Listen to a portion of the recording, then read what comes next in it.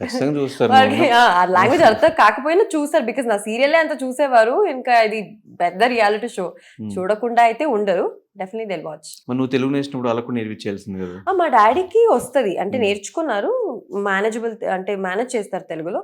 మా మమ్మీకి అయితే నాలాగా నాకు ఎప్పుడు అప్పుడు ఎలా ఉండేదాన్నో మా మమ్మీ కూడా అలాగే ఒక్క ముక్క కూడా రాదు మా మమ్మీకి, కష్టం తెలుగు. కానీ ఒకవేళ జాబ్ చేసి ఉంటే పడి పెళ్లి చేసేవాళ్ళు కదా. ఖచ్చితంగా. ఓ మై గాడ్, నేను సెకండ్ ప్యూ, నేను ఫెయిల్, నేను యాక్చువల్లీ అప్పుడే మా మమ్మీ ఇంక వద్దమ్మా, నువ్వు చదువు వద్దు, ఏమొద్దు, చక్కగా పెళ్లి చేసుకో అని స్ట్రిక్ట్ గా చెప్పేశారు. ఇంకొద్దు, నువ్వు చదువు వేస్ట్, నీకు డబ్బులు ఖర్చు పెట్టడం అని. మళ్ళీ నేను రిక్వెస్ట్ చేసుకుని, లేదమ్మా నాకు ఒక్క ఛాన్స్ ఇవ్వమ్మా అని చెప్పి మళ్ళీ డిప్లొమా జాయిన్ అయ్యా నేను, సివిల్ డిప్లొమా. అప్పుడు నిజంగా ఆ సిచ్యువేషన్ లో అయితే ఇంకా ఇది స్టడీస్ అయిపోగానే ఇంకా పెళ్లి చేసేయాలి అనే థాట్ లో అయితే ఉండేవారు. నేను ఇండస్ట్రీకి వచ్చిన తర్వాత ఇంకా వెయిట్ చేస్తున్నారు, ఎప్పుడు నేను ఓకే రెడీ అంటానో పెళ్లికి అని వెయిట్ చేస్తున్నారు టిల్ టుడే.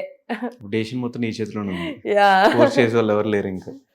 ఇంకా నేను ఏదో బ్యాడ్ పాస్ట్ కూడా ఉందని విన్నా. అలా ఏం లేదు, నార్మల్ గా అందరి లైఫ్ లో చిన్న చిన్న బ్రేకప్స్ ఏముంటది అంతే, అంత పెద్ద బ్యాడ్ పాస్ట్ ఏం లేదు. ఎన్ని బ్రేకప్స్ ఒకటే బ్రేకప్స్ అంటే ఫస్ట్ ఆఫ్ ఆల్ నా లైఫ్ లో సీరియస్ రిలేషన్షిప్ అని ఎగ్జాక్ట్ ఈ ప్రాపర్ లవ్ అని ఎప్పుడు వెళ్ళలేదన్నమాట నా లైఫ్ లో. సో ఐ కాంట్ టెల్ ఇలా సీరియస్ రిలేషన్షిప్ లో ఉండేవా అలా ఏమీ లేదు. సీరియస్ రిలేషన్షిప్ కూడా లేదు. రిలేషన్షిప్ లేనప్పుడు బ్రేకప్ ఎందుకు అవుతుంది?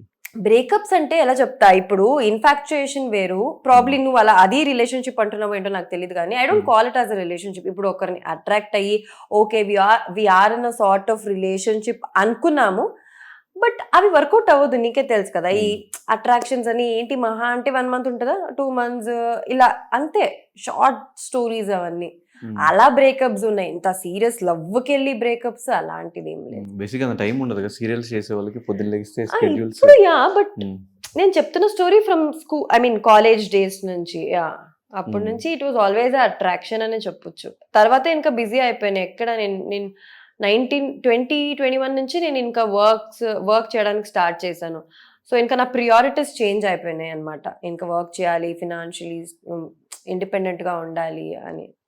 సో ఎలాంటి క్వాలిటీస్ ఉన్న అబ్బాయి నచ్చుతాడు నీకు? దాని గురించి అయితే నిజంగా నేను ఎప్పుడు ఆలోచించలేదబ్బా.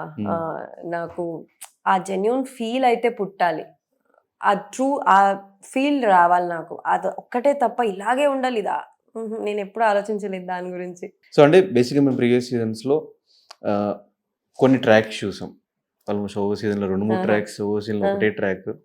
సో యష్మి వెళ్తుంది అనగానే సంథింగ్ ఏమైనా ట్రాక్ ఉండొచ్చా? ఒక నిజంగా ఎవరైనా లోపల హౌస్లో కనెక్ట్ అయితే ఉండొచ్చా ఉండకపోవచ్చా నాకు కూడా తెలీదు, ఇప్పుడైతే నేను ఏమీ చెప్పలేను. But just in case imagine లోపలికి వెళ్ళిన తర్వాత నిజంగా, ఇప్పుడు ఆబ్వియస్లీ వాళ్ళ ముఖమే నేను రోజు చూస్తూ ఉండాలి, పుట్టొచ్చేమో, బట్ పుట్టిన అది నిజంగా ఏదైనా ఆ genuine feel, I don't want to fake it. Okay, ఏదైనా జెన్యూన్ గా పుట్టితే I might continue or I might come out and continue, but అది నా ప్రియారిటీ కాదు. బిగ్ బాస్ హౌస్కి వెళ్ళి ఇది కనెక్షన్ చేసుకోవాలి, ఇంకా ఎవరినైనా వెతుక్కోవాలి లవ్ కోసం అని నేను చూడను. బట్ ఆటోమేటిక్గా ఏదైనా అయితే లెట్స్ సీ.